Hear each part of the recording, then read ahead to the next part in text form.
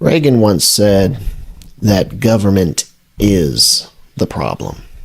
Too much government is what essentially drives down the American people into a state of poverty. Too big of a government is what this nation suffers from. I've never been one to articulate my politics, even though I do know what I believe in firmly. I've wondered a lot of times, what is this nation's calling? What are we supposed to do in the end times? Are we involved? Or are we just sitting in the background doing nothing? And for us as believers, I believe that we need to be active until the very end, whether we are raptured up or if we are persecuted to the last person on earth. Whichever case it may be, we should always be fighting for what is right in God's eyes, not sitting on the sidelines doing nothing. See, that was the trouble for many Christians in the Republican Party for many years. They sat back and let the rhino establishment just have its way. The rhino establishment merged with the Democratic Party. In other words, they believed in greed and money rather than doing what's right for the American people. And it's wrong, it's horrible. You know of government that want to pocket their own gain and not pocket for the American people. Give me all this money and I'll give you a favor. Give me all this money and I'll make you a deal. Give me all this money and I'll make my area a rich area. And the problem with government is it's full of bureaucrats who care more about themselves than they do of the American people. I mean, exactly what happened in the days of Elijah, in the days of Ahab and Jezebel. Now, you saw the forefront of sin of Baal, obviously. But there's also a factor in the background that people don't realize, is that they had an understanding with the nation of Judah. Their own Uni-Party, you could say. Judah and Israel were supposed to be separate from one another. They weren't meant to be on friendly terms, but through the years of Ahab and Jezebel, they started merging alliances and understandings with different groups of people. And they started to make tons and tons of money. They were having a huge financial trade empire. Archaeology states that fact as well. Ahab and Jezebel were very sharp individuals. We know that they were very sinful individuals that had done much wrong, but they were very sharp, especially in the political realm.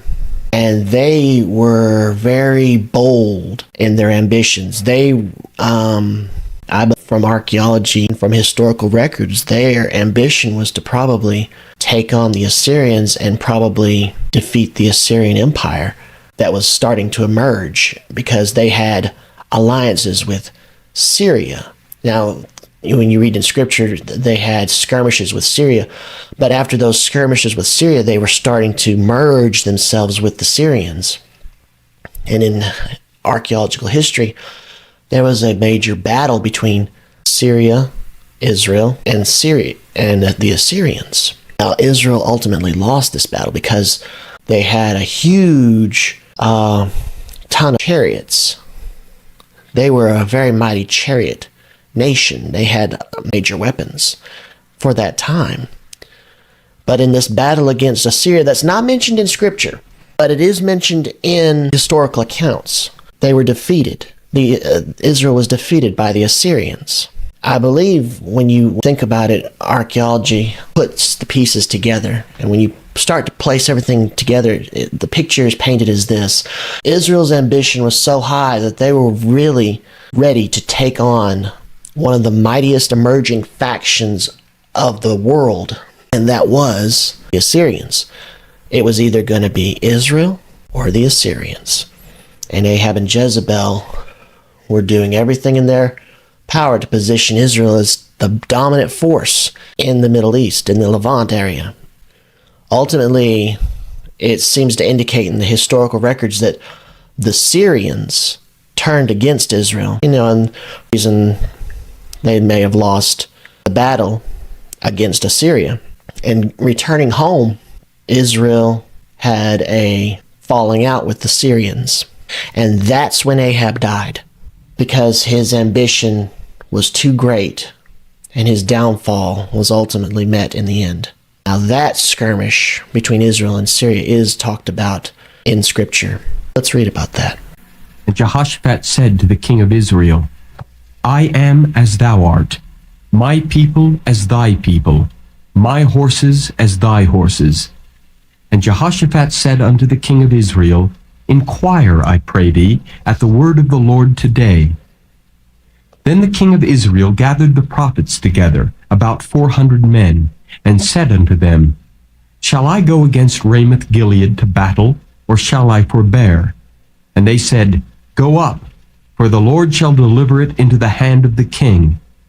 And Jehoshaphat said, Is there not here a prophet of the Lord besides, that we might inquire of him?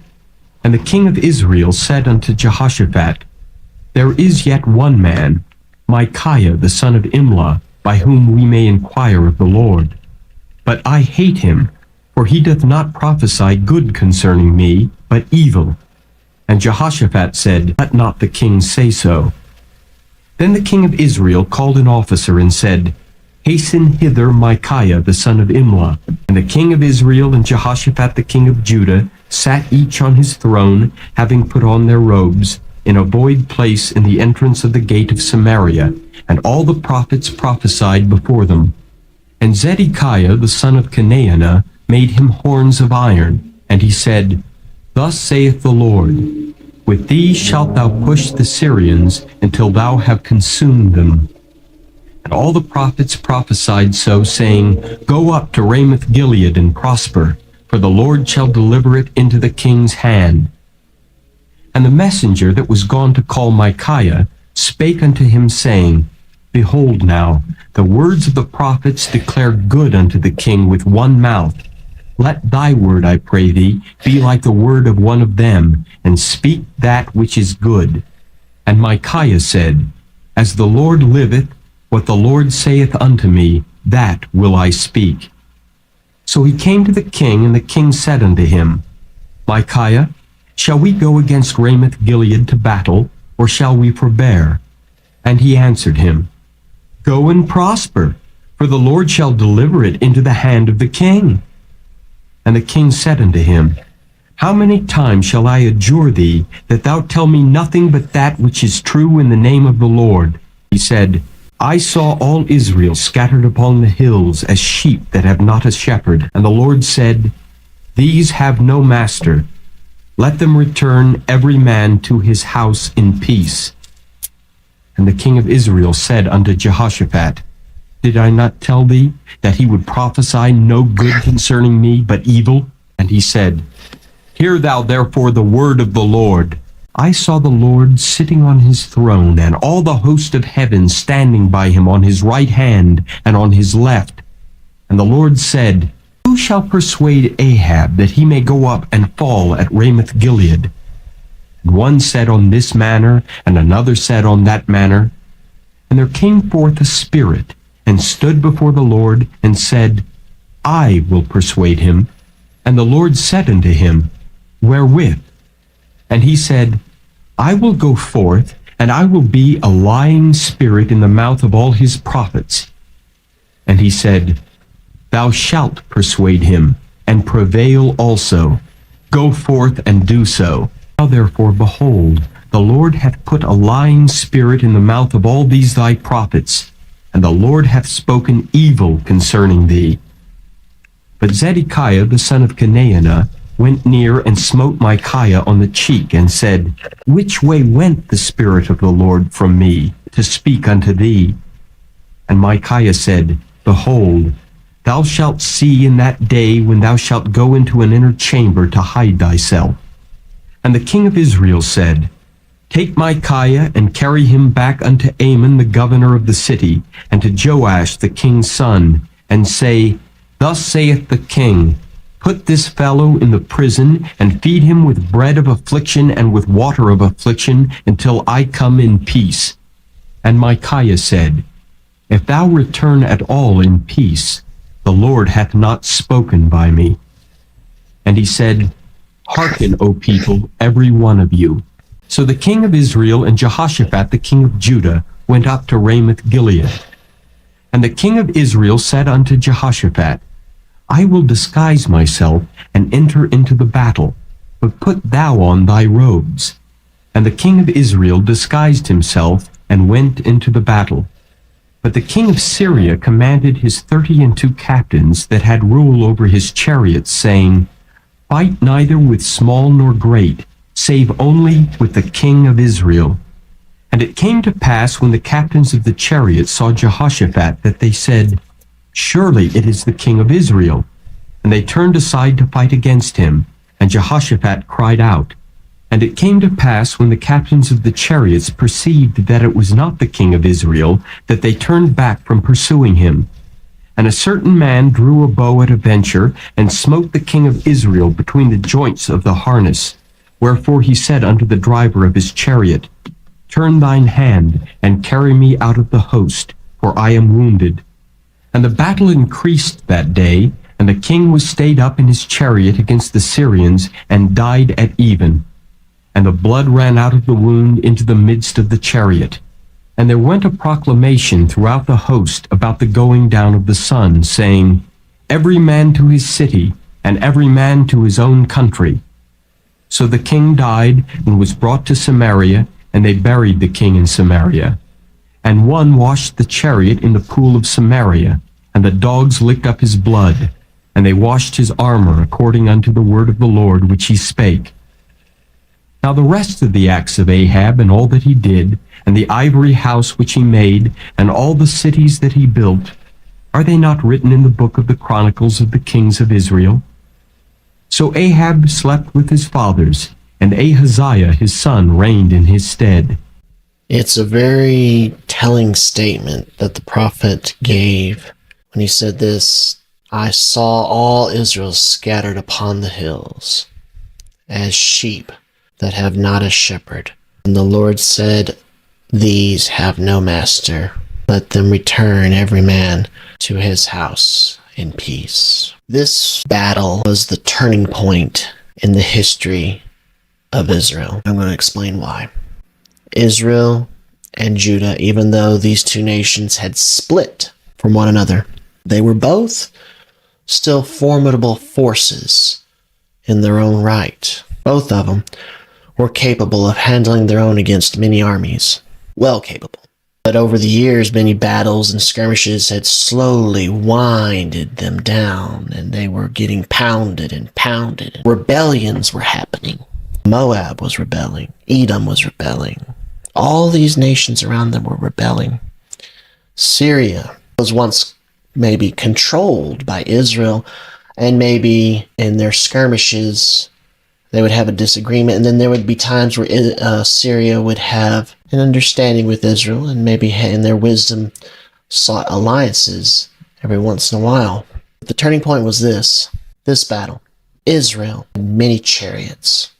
They were a powerhouse of chariots. But he says this, I saw all Israel scattered upon the hills.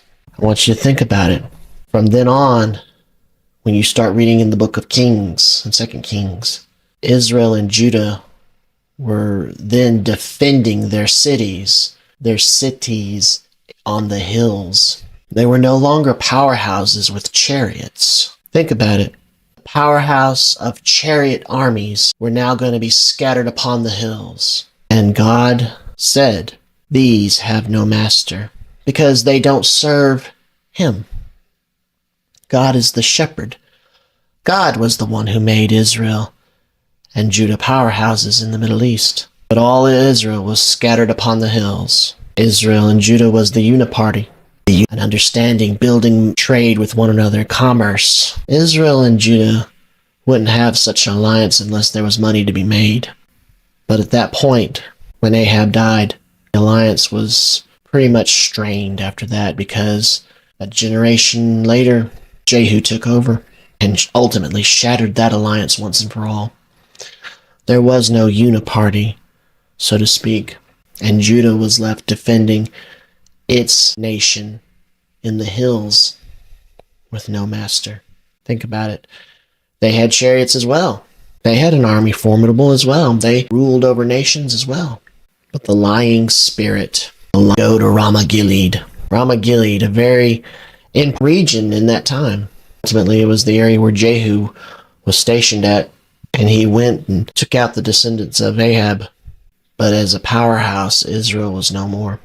You see in the sculptures and the carvings of the Assyrian tablets, the kings of Israel bowing before the Assyrians after this, once formidable and mighty, now bowing before the Assyrian masters, a sheep with no master, hiding in the hills, trying to defend their land now. As for this day in America, we have politicians and rulers and leaders. They don't govern by wisdom, but govern America by profit and money for themselves and not for their constituents. What can you do for my people is what your regional leaders should be doing. But that's not what your leaders are doing, at least many of them.